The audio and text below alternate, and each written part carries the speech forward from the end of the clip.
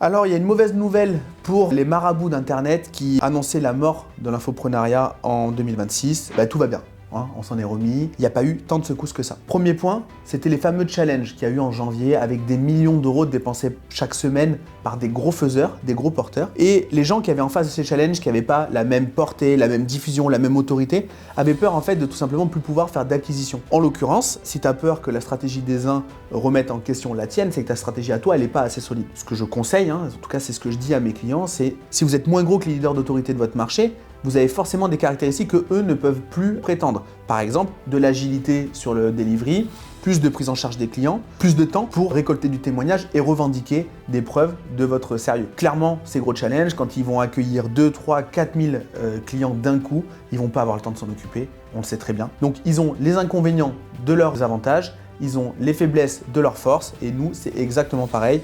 On n'a juste qu'à s'occuper mieux de nos clients et revendiquer des preuves et arrêter d'avoir peur des autres. Se concentrer uniquement sur ce qui est endogène, c'est assez évident. Mais il y a un deuxième truc, on avait peur que le film Gourou fasse découvrir au monde qu'il y aurait une prétendue supercherie dans le coaching, dans l'accompagnement sur Internet. La question que je me pose, c'est si vous avez peur de ça, est-ce que vous êtes vraiment hyper serein sur ce que vous proposez? Moi en tout cas, j'ai pas eu peur, j'ai pas été impacté, j'ai bien dormi la nuit, et le film, je vais quand même finir par aller le voir.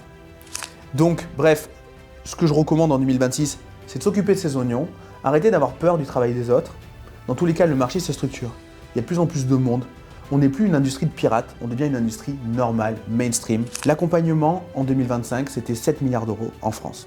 En 2030, ça sera 30 milliards d'euros. C'est facile à retenir. 2030, 30 milliards d'euros. Donc ça veut dire qu'il y aura en effet encore plus de scandales, encore plus de médias, encore plus de gens sceptiques. Mais vu que le marché grossit, ça me laisse entendre que les gens seront prêts à dépenser beaucoup plus pour se faire accompagner, qu'ils auront pris comme habitude le fait d'utiliser des coachs en développement personnel ou en reconversion de business comme étant une alternative crédible aux solutions traditionnelles. Donc pour moi, il n'y a pas de problème. Si on s'occupe de nos oignons, ça va bien se passer.